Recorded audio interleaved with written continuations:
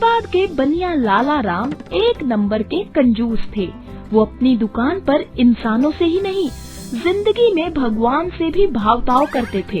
कहते कुछ थे, देते कुछ थे। एक दिन उनकी बीवी की तबीयत बुरी तरह खराब हो गई।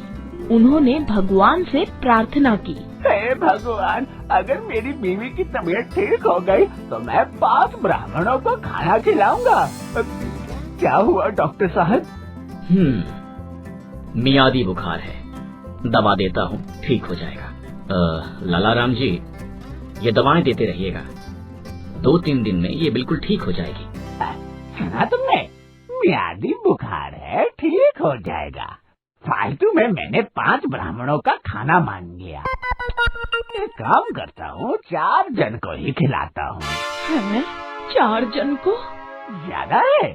ठीक है, अब 3 जन को खिला दूंगा। 5 से 3 पर आ गए। अरे लेकिन 3? ठीक है, 2 को खिला दूंगा। अरे मेरी बात तो सुनो। सुन लिया, समझ लिया। चलो 1 ब्राह्मण को ही खिला दूंगा, बस। अरे 1 खाएं या 3, भोजन तो ब्राह्मण के ही पेट में जाना है ना। आज ही 1 ब्राह्मण को खिला देता हूँ, तब तक तुम दवा खाओ। इनकी कंजूसी पता नहीं कब छूटेगी। बनिया अपने गांव के पंडित के साथ अपनी बगिया में आम तोड़ने जाता है तो पेड़ पर चढ़ जाता है। आम तोड़ते हुए वो धीरे धीरे ऊपर और ऊपर बढ़ते जाता है और जब नीचे देखता है तो उसकी सांसें बंद हो जाती हैं। वो काफी ऊपर पहुंच चुका है। अब वो घबरा जाता है कि ऊपर तो चढ़ गया है, कहीं नीचे उतरने में पाँव फिसल गया तो गए काम से। उसने अपने नीचे खड़े पंडित जी से कहा, पंडित जी, मुझे बड़ा डर लग रहा है। लगता है मैं नीचे नहीं, सीधा ऊपर ही पहुंच जाऊंगा। ऐसा मत कहिए लाला राम जी, हौसला रखिए। नहीं, मुझे पक्का लगता है मैं मर जाऊंगा। कृपया मेरे लिए ईश्वर से प्रार्थना कीजिए। उतरते ही आपको 501 रुपया दक्षिणा दूंगा और आपके परिवार को भोजन करवाऊंगा। ठीक है।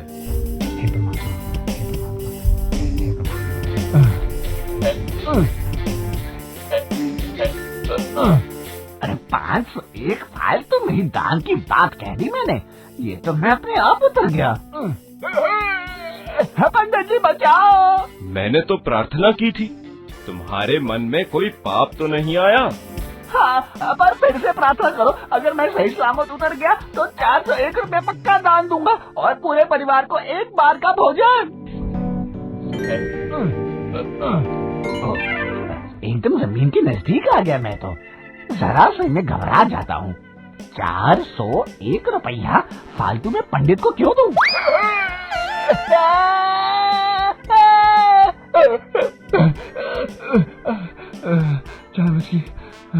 अरे पंडित जी, कैसी प्रार्थना कर रहे हो आप? 2 बार गिरते गिरते बचा हूँ। मैंने तो प्रार्थना की थी, तुम्हारे मन में कोई पाप तो नहीं आया? हाँ, थोड़ा सा आया था, पर फिर से प्रार्थना कर दो। 201 तो दे ही दूंगा, साथ में परिवार को भोजन। उफ, अरे आप डाली से नीचे लटकोगे तो आपका पैर जमीन पर लग जाएगा।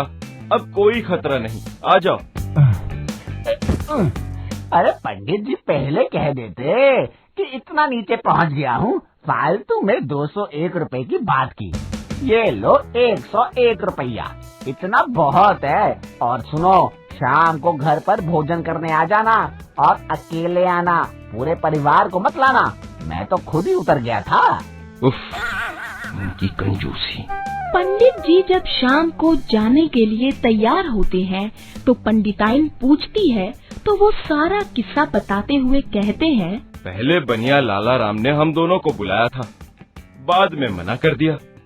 पैसे तो पैसे, खिलाने में भी कंजूसी। पता नहीं भर पेट खिलाएंगे या वहाँ भी थाली उठाकर कहेंगे 2 पूरी बस हो गया। पंडित जी अब उठो। 501 से 101, पूरे परिवार से सिर्फ 1 सदस्य। इसमें नई बात क्या है? इस तरह वो कई बार कर चुके हैं। ईमानदारी से दान दक्षिणा करते तो अब तक 50,000 उनके यहाँ से ही आ गया होता। भगवान ऐसे कंजूस को मजा चखाए तो उनकी अकल ठिकाने आ जाए। ठहरो, जाते जाते पानी तो पीते जाओ। पंडित जी बनिया लालाराम के यहाँ जब भोजन कर ही रहे होते हैं कि तभी सचमुच बनिया आकर उनकी थाली उठा लेता है। बस पंडित जी, 2 पूरी सब्जी बहुत हो गया। अब चलिए। अरे अरे क्या हुआ पंडित जी? अरे लाला भैया, पंडित जी यहाँ आए हैं क्या? उनसे थोड़ा काम था। हाय हाय, अरे ये क्या हो गया? क्या हुआ मेरे पंडित जी को? क्या हुआ? पता नहीं, इन्होंने खाना खाया और खाते ही। अरे खाना खाया? आप जैसे कंजूस के यहाँ खाना खाने से मैंने पहले ही मना किया था। आपका क्या भरोसा, सड़ा हुआ सस्ता खाना खिला दो। अरे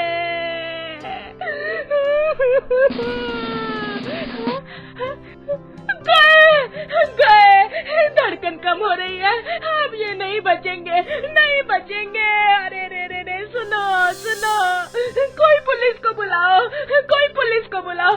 बनिया ने मेरे पंडित जी को जहर दे दिया। रे कोई सुनो। नहीं नहीं, मैंने ऐसा कुछ भी नहीं किया, कुछ भी नहीं किया। कैसे नहीं किया? सभी जानते हैं तुम्हारी कंजूसी। भाभी जी की तबीयत खराब थी, 5 ब्राह्मणों को खाना खिलाने को कहा, 1 को ही खिलाया। बच्चे के पास होने पर भी 6 गुरु को दक्षिणा देने की बात की और फिर 1 को ही दिया। हमारे पंडित जी को 501 के बदले में 101 दिया और पूरे परिवार को खाना खिलाने की बात कह के सिर्फ इन्हें ही खिलाया, वो भी जहर। हाय रे हाय, मैं लुट गई। आप भी खा लो पंडिताइन, पर क्या मैं भी खा लूं? मैं भी खा लूं ये जहर? इनकी तरह चली जाऊंगी। हे भगवान, अरे रे रे, बुलाओ रे, कोई पुलिस को बुलाओ। लगता है मेरी आवाज बाहर नहीं जा रही है। मैं ना अभी बाहर जाकर बुलाती हूँ, मैं खुद ही बुलाती हूँ पुलिस को। नहीं नहीं पंडिताइन, ऐसा मत करो, पुलिस को मत बुलाओ। बुलाऊंगी, जरूर बुलाऊंगी। तुमने जानबूझ कर दिया है। आज ही कह रहे थे ये कि अब तक लाला राम जी ने ईमानदारी से दान दिया होता तो 50,000 हो गया होता।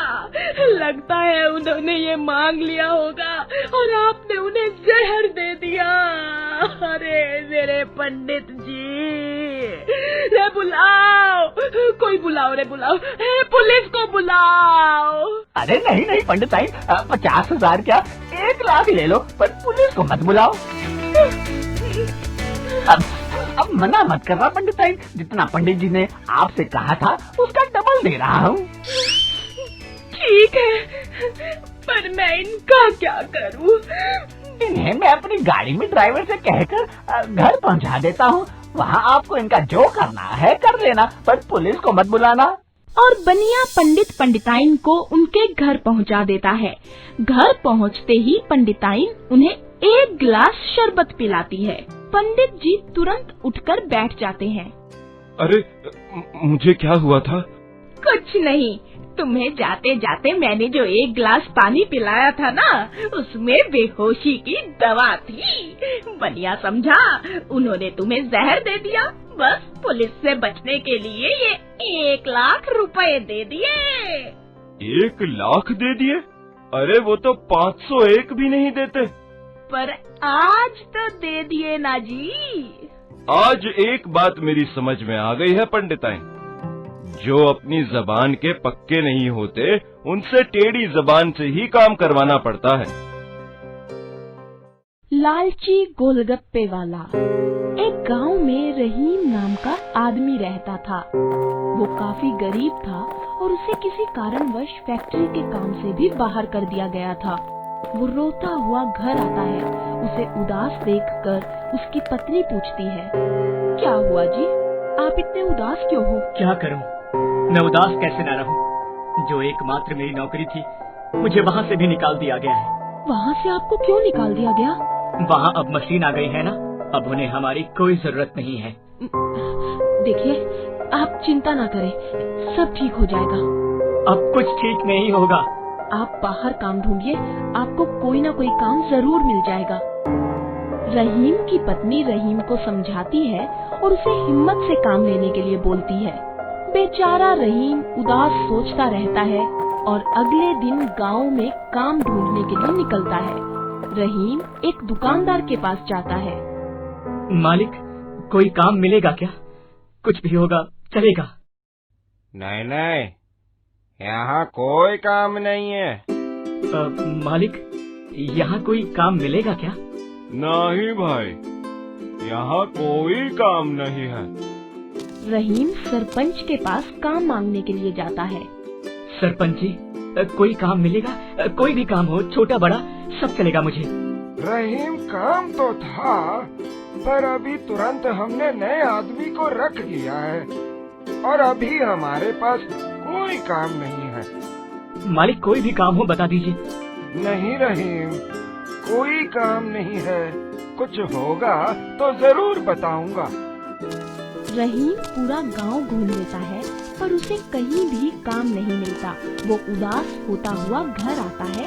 घर में उसका सारा राशन भी खत्म हो चुका था। घर का सारा राशन खत्म हो चुका है, पर कोई बात नहीं, हम काम चला लेंगे। मुझे कुछ काम नहीं मिला। अगर ऐसे ही होता रहा तो हम भूखों मर जाएंगे। तभी वहाँ रोते हुए रहीम का बेटा आता है। रहीम उसे रोता देख पूछता है, क्या हुआ बेटा, क्यों रो रहे हो? पापा, मुझे स्कूल से निकाल दिया गया है। मैंने स्कूल की फीस नहीं भरी थी ना, इसीलिए उन्होंने मुझे निकाल दिया। कोई ना कोई उपाय ढूंढना ही होगा। रहीम की पत्नी कुछ देर सोचने के बाद बोलती है, ए जी सुनिए, हम एक काम क्यों नहीं करते? बाहर वो टूटा हुआ ठेला पड़ा है, हम उस पर गोलगप्पे बेचते हैं। गोलगप्पे की दुकान गांव में काफी कम है, अच्छी खासी चलेगी। हाँ, तुम ठीक कहती हो, हम लोग गोलगप्पे की दुकान ही लगा लेते हैं। रहीम और रहीम की पत्नी कुछ सामान बेच के ठेला ठीक करवाते हैं और गोलगप्पे का सारा सामान ले आते हैं। उसकी पत्नी गोलगप्पे बनाती है और रहीम गोलगप्पे का ठेला लेकर गांव में बेचने लगता है। गोलगप्पे गोलगप्पे, मीठे खट्टे गोलगप्पे, गोलगप्पे गोलगप्पे, मीठे खट्टे गोलगप्पे। लोग गोलगप्पे देखकर रहीम के ठेले पर आने लगते हैं। हाँ भैया, एक प्लेट गोलगप्पे लगाना। जी अभी लगाया। रहीम गोलगप्पे लगाने लगता है और साथ में 2-3 गोलगप्पे एक्स्ट्रा देने लगता है। उसके एक्स्ट्रा गोलगप्पे देने से और भी लोग आने लगते हैं। रहीम की तेजी से बिक्री होने लगती है और वो सबको एक्स्ट्रा गोलगप्पे भी खिलाने लगता है। देखते ही देखते रहीम के पास ढेर सारे पैसे हो जाते हैं। उसका बेटा फिर से स्कूल जाने लगता है और वो तुरंत अमीर हो जाता है। दोनों पति पत्नी खुश हो जाते हैं और आपस में बातें करते हैं। हमारा दिन कितना अच्छा चल रहा है ना, और हमारी गरीबी भी खत्म हो रही है। हाँ जी, आप सही कहते हैं।